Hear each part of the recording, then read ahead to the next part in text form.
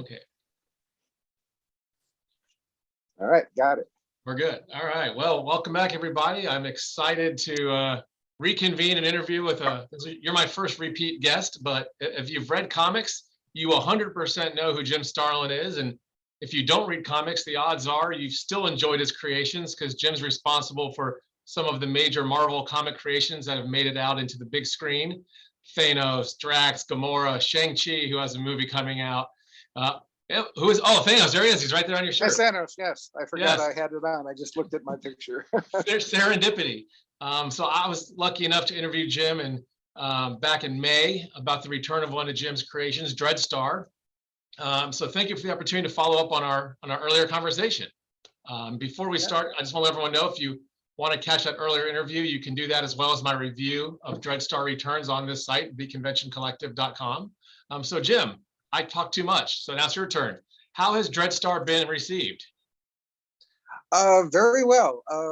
I came at it with a certain amount of trepidation after being gone so long in the hand. But, you know, I have this new inker who she'd be the first one to tell you she fixes up my artwork tremendously as she goes along. And people have seemed to have been liking it. And we are in the process of working on the next book. I'm 75 pages into the 100-page graphic novel, and Jamie is somewhere in the 20s. I always a bit ahead of it.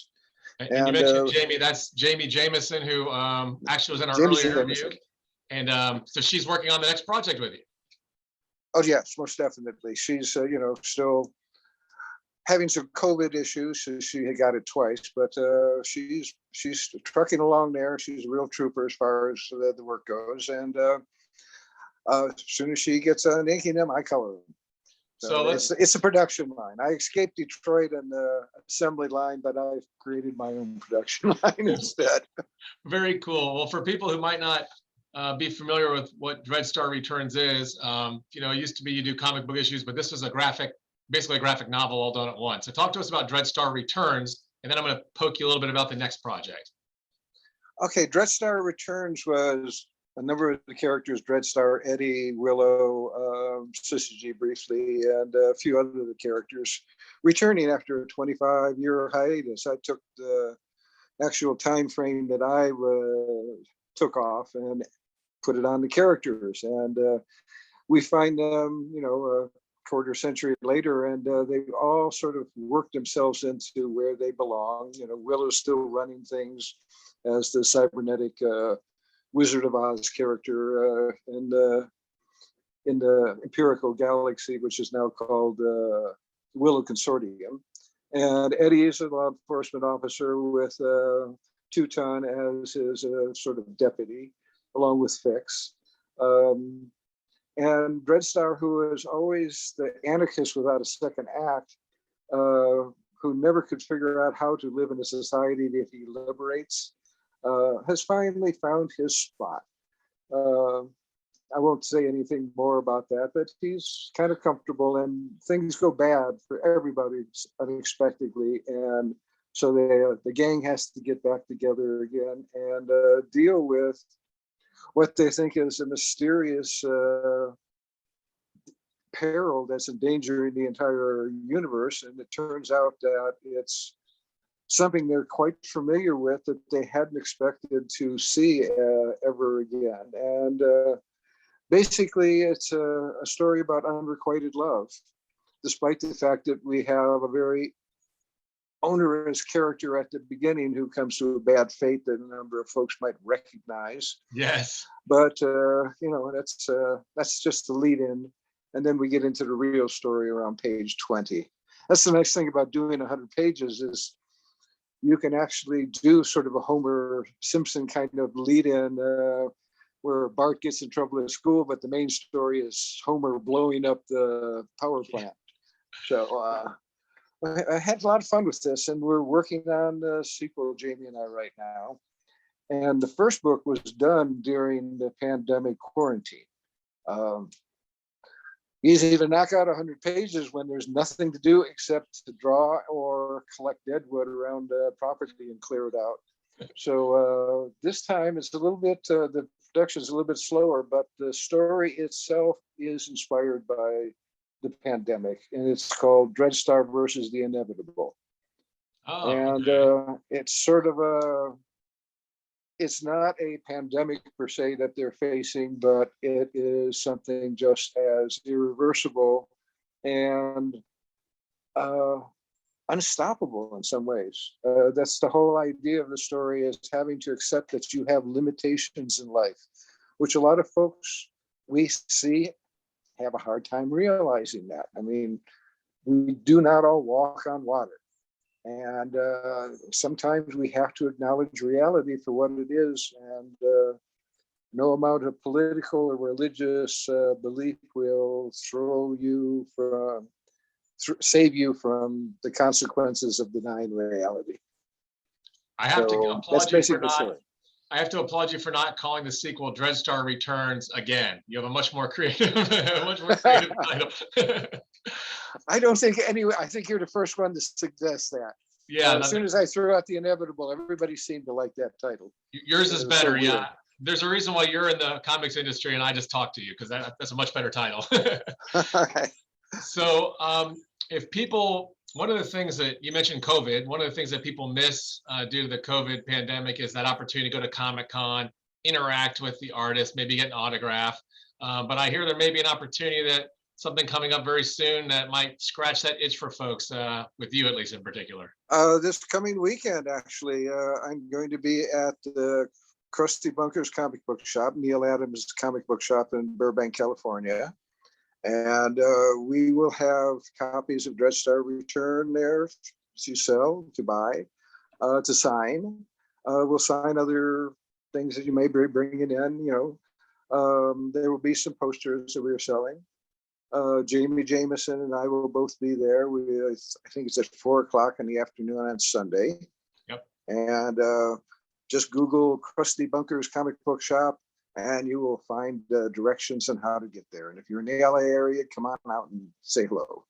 I can even do you one better because I did some research. I even have the address for folks. It's 4708 West Magnolia Boulevard, Burbank, California. So you can. I should remember that because I have sent many things there.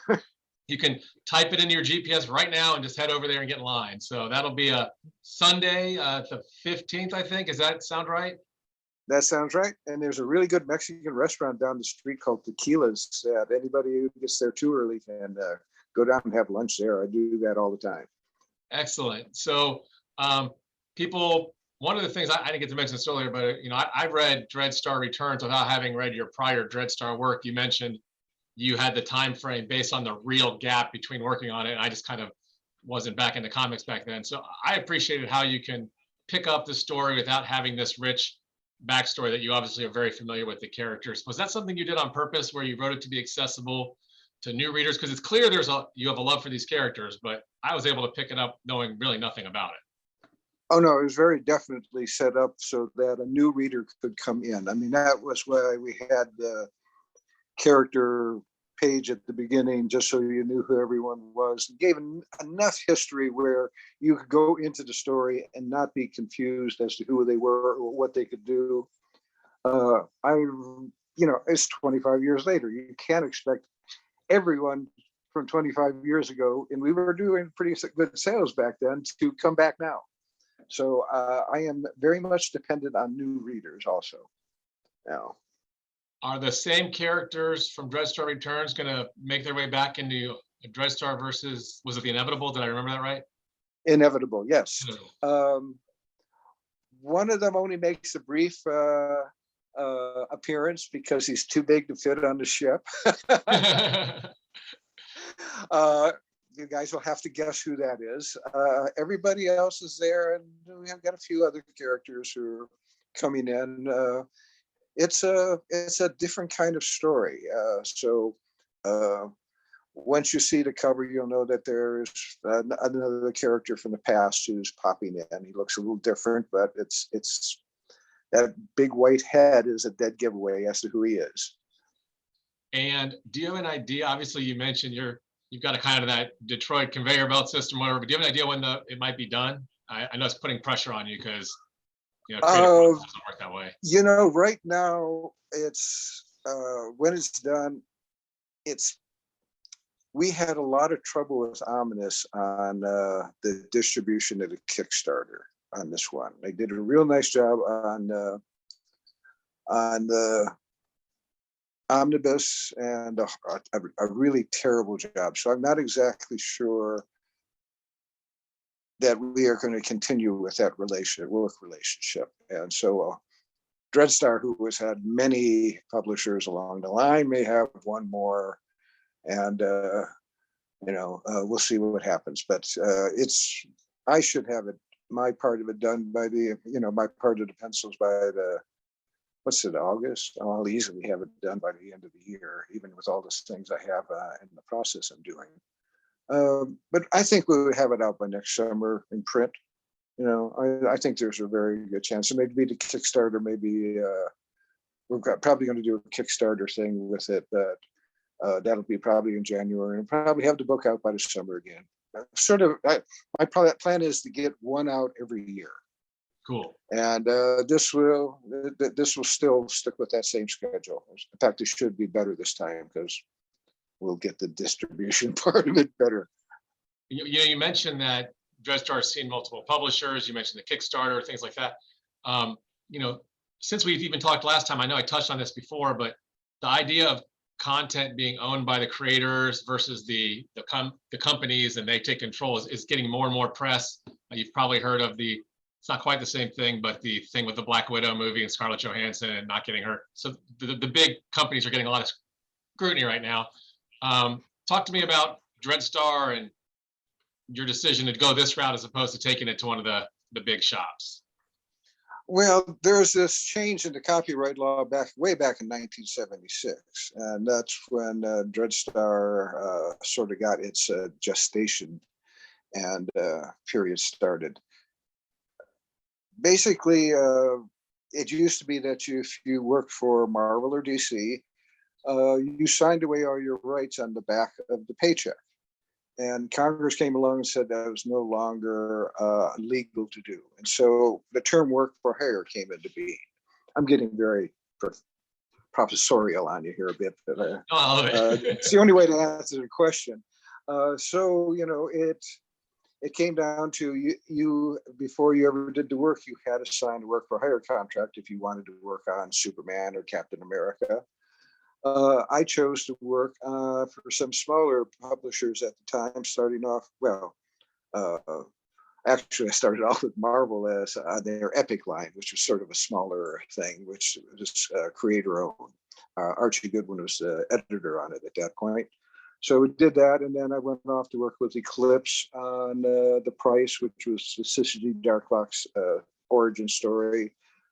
Came back working back at Marvel through Epic. We did the Epic comic line, started Epic, and started through that. Because of pay problems, I ended up taking it over to First Comics, where we finished the runoff on my version of DREADSTAR. Later on, pulled it back onto Malibu for Peter David to do a female version of it, who is going to get featured into the third graphic novel. Oh, cool. It's bringing her back. I'll get back to that on a future date. And now it's been at Ominous. There was a slave labor reprint, but that hardly counts. It was black and white preprint somewhere in the 80s, I think it was. And now we'll see what happens at this point. It's your choice. You can either give away your property to somebody else and get a paycheck for a while, or you can take a chance on your own talent and hope that it will pay off, as DREADSTAR has been paying off at this point. So, and when you go to each of these publishers, do you tell them, I'm retaining DREADSTAR? If this doesn't work out, I can now take it to your Ominous, and if that doesn't work out, I can take it somewhere else. Are they cool with that? Is that how that works? Oh, it's expected. Okay. A lot of these places are strictly, like Valiant, not Valiant. Jesus, what's their name? the guys who Jim Valentino's publishing company. That's strictly work for hire. Why am I blacking out on its name? I'll try to find it while we're talking. Power of the internet. Yeah. Yes. Both of us are blacking out. They're strictly work. Image. Strictly creator owned. Image. How can I forget that? I thought that's what you were saying, but I want to make sure before I threw that in there. Yes, Image Comics. That's strictly creator owned, and it's all a back end deal. So a lot of times you come in there, and I'm doing the same thing with Ominous. I'm not getting a paycheck. I'm doing the work, and then I'm making the money off the back end. It's how you tend to do it with your own creations. So, I'm comfortable enough with doing that and have a nice cushion I can fall back to if it doesn't work out. Fortunately, it's been working out. And as a result, I really don't do much of any work for the majors anymore. Occasional cover if something strikes my fancy, like a Metal Man or something, but that was kind of weird. But, for the most part, I'm happy working on just Red Star these days. All right. Well, you opened the door for just one more question because I love the inside business stuff, as you can tell. So most of the big guys, big publishers have these 1,000 variant covers, and you mentioned that you might do a variant here and there. How do you get asked to do a variant? Does the comic book company call you? Is there an agent that reaches out because, hey, we want a Starlin cover? I mean, how does that work? And well, the Metal Man cover is the last one I've done for DC, and I just happened to be at a convention with Dan DiDio, and he was writing the book, and he asked me to do it.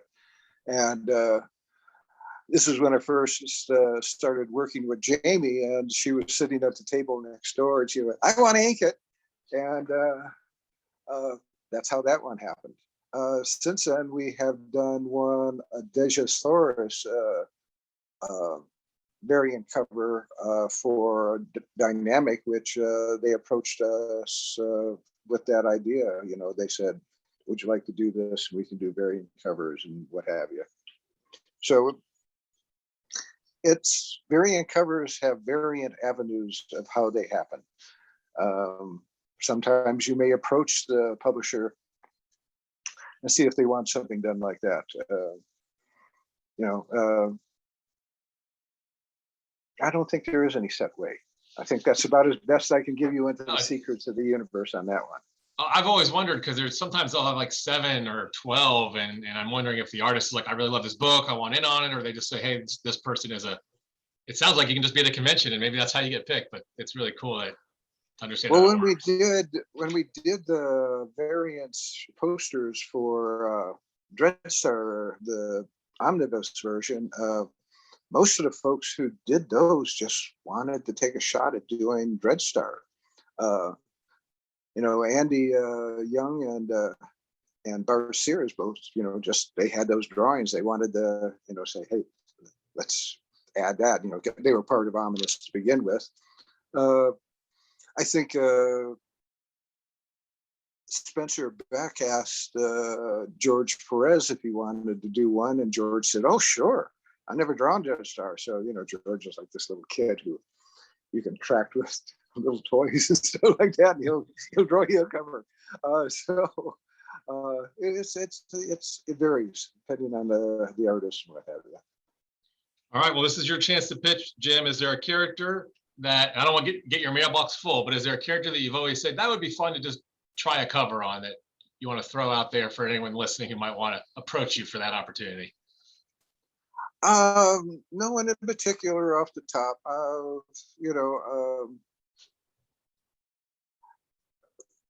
At one point I wanted to do a mini series involving Namor the Submariner, but that was way back at the time of the towers falling.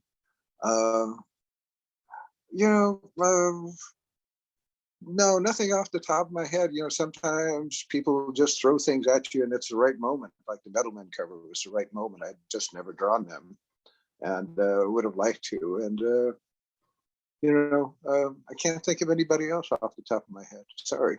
No, I apologize for opening the door because I realize now that everyone's going to come this Sunday, 4 o'clock to Crusty Bunkers and start hitting you up for for variant covers or something in addition to autographs. They're gonna say, oh, he likes variant covers. We're gonna hit him up. So hopefully I should warn that I'm not a sketcher at these things. Yeah. I sign books and I don't do sketches.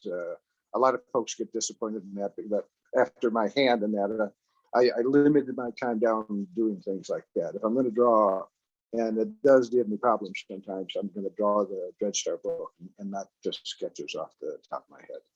Yeah, we talked about this last time, but I guess for people who didn't listen to the interview, it's a pretty fascinating story. Do you want to talk a little bit about what happened in your hand and how you were able to come back after all that time?